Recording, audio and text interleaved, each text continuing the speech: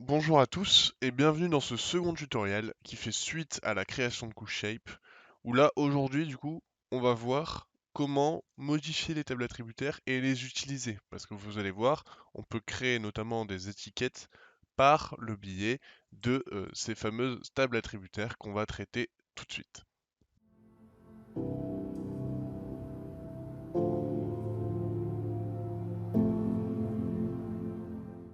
Donc j'ai refait une zone tutoriel, parce que les autres zones sont des zones qui ne m'intéressent pas, c'est des zones du projet. Donc on va prendre cette zone tuto pour pouvoir réaliser nos tables attributaires. Donc une fois qu'on a nos bases, donc notre zone ou nos arbres, on va venir faire un clic droit une fois qu'elles sont réalisées et on va ouvrir la table attributaire au dépend de ce que vous voulez. Donc moi ce sera pour la zone dans un premier temps. Vous arrivez sur cette page où vous voyez du coup la table attributaire dans son ensemble. Donc là, dans la table attributaire, il y a juste un ID, parce que c'est obligatoire d'avoir un ID que vous n'êtes pas obligé de remplir, mais il est obligé d'avoir au moins cette chose-là dans votre table attributaire dès le départ. Pour modifier cette table attributaire, donc par exemple pour ajouter de nouveaux champs, vous allez encore une fois entrer en mode édition via le petit crayon jaune juste ici. Une fois que vous êtes en mode édition, là, vous avez la possibilité de faire à peu près tout ce que vous voulez. Donc là, on peut rentrer un ID, donc l'ID numéro 4 par exemple. Donc en mode, ce serait la zone numéro 4 de notre projet. Vous n'oubliez pas de faire tout mettre à jour. Une fois que vous avez terminé, ou le petit coche en haut à droite pour enregistrer. Mais vous pouvez aussi du coup créer de nouveaux champs. Et la création de nouveaux champs se fait par ce biais-là. Donc vous faites ajouter un nouveau champ. Le petit encadré jaune. Là, vous allez donner un nom à ce champ. Donc là, par exemple, je vais l'appeler nom euh, de la zone. Il y a une limite de nom de champ. Donc là, vous essayez de mettre un minimum de caractères. Donc là, moi, je vais mettre nm-8 zone. Vous pouvez mettre un commentaire sur le champ. Donc là, je vais pas en mettre, je veux pas trop l'utilité. Pour peut-être, si jamais vous devez partager votre projet et vous voulez expliquer à quoi sert ce champ. Ensuite, très intéressant, c'est le type. Le type, c'est la forme que va prendre votre champ. Donc la forme que va prendre mon champ. Donc là, un nom de zone, c'est un fichier texte. Donc on va donner le titre, pardon, le type texte, une chaîne de caractères. Et à cette chaîne de caractères, vous allez donner une longueur.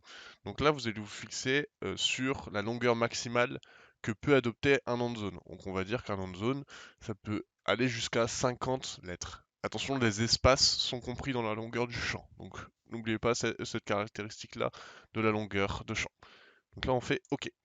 Et vous voyez que le nom de zone s'est créé pour tout ce qui va toucher du coup aux zones tuto.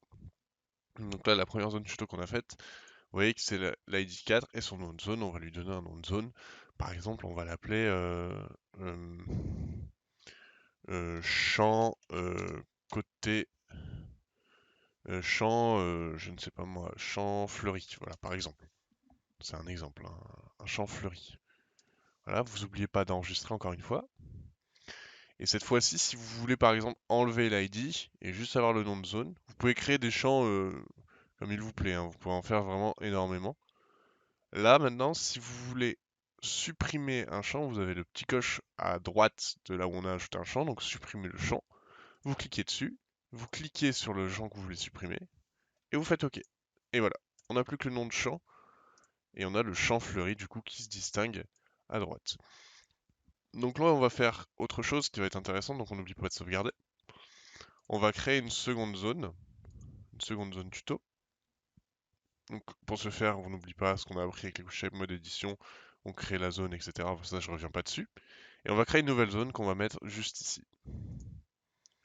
Hop, hop, clic droit. Et là, vous voyez qu'on peut déjà remplir les champs lors de la création de la couche. On va nous proposer de donner un nom de champ, donner un nom de zone directement, et tout autre attribut qui aura de disponible. Donc là, on va lui donner, par exemple, le nom de zone sécurisée.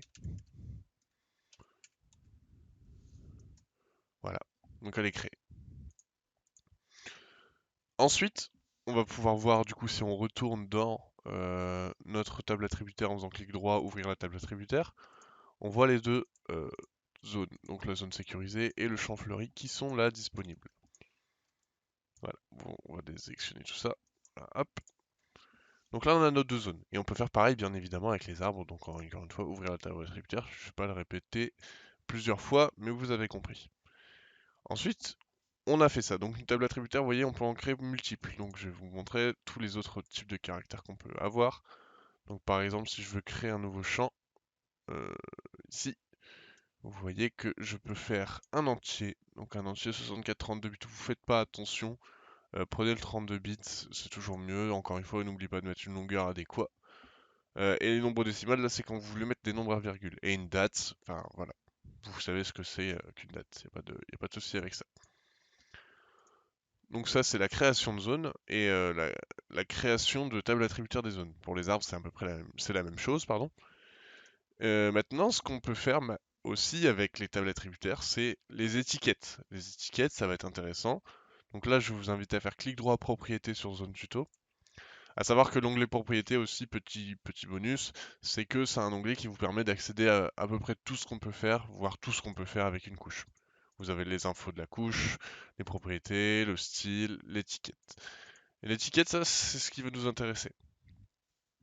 Parce que c'est ce qu'on va utiliser pour nos zones tuto. Donc là, on va aller en étiquette simple. Et en fait, étiquette simple, vous allez pouvoir choisir quelle catégorie vous voulez représenter. Donc là, dans notre attributaire, on n'a que nom de zone. Et on peut utiliser une étiquette pour justement afficher ces noms de zone sur notre carte. Pour ce faire, vous avez nom de zone. Et là, vous avez tout un paramétrage possible. Donc la police, le style, enfin voilà, là c'est vraiment du style de police en fonction de vos envies. Et vous faites juste appliquer. Et voilà. On a des étiquettes qui vont s'intégrer, que vous pourrez reparamétrer derrière en fonction de leur position, leurs ombres, leurs connecteurs, le rendu qu'elles vont faire, etc. Encore une fois, c'est du paramétrage de style. Là, c'est comme bon vous semble, et vous faites comme vous voulez. Et voilà.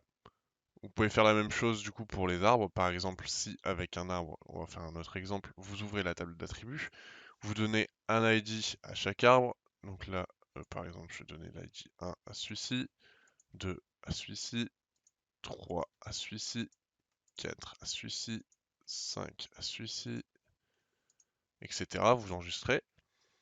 Là, on va aller dans propriété des arbres. Vous allez encore une fois dans étiquette, étiquette simple, ID, et vous allez faire appliquer. Là, ça c'est appliqué. Et encore une fois, il faut penser à bien positionner en fonction de votre niveau de zoom, en fonction de votre atlas. Enfin, vraiment, c'est du paramétrage de style après qu'il faudra faire pour adapter ça à votre cadrage, à votre mise en page ou à votre atlas. Autre petite information par rapport aux tables d'attributs, donc là on est encore sur nos noms de zone. Donc nos noms de zone, encore une fois c'est sur les zones tuto. Hop. Donc là vous allez faire encore une fois clic droit sur la couche propriété. Dans propriété vous avez votre table d'attributs et en dessous de votre table d'attributs vous avez formulaire d'attributs. Dans formulaire d'attributs vous avez les différents attributs. Donc là vous avez nom de zone. Et là, vous voyez que c'est en édition de texte, donc à vous de taper le texte. Ce que vous pouvez faire pour avoir ce qu'on appelle un menu déroulant, vous pouvez faire choisir et changer l'édition de texte, et à la place de ça, vous pouvez mettre case à cocher, par exemple si vous voulez dire mort ou non, donc c'est un binaire oui-non. Vous pouvez faire une classification d'ATR, couleur aussi, qui peut être intéressant en fonction de la couleur de l'arbre par exemple. Mais là, ce qui va nous intéresser pour le coup, c'est liste de valeurs. Liste de valeurs. Donc là, par exemple, on va dire c'est une zone sécurisée, zone non sécurisée, zone peu sécurisée, ou une zone modérément sécurisée. Et une valeur nulle que vous pouvez ajouter au cas où, voilà, il n'y a pas de valeur, il n'y a pas d'information sur une dite entité par rapport à cette propriété. Donc là, vous appliquez.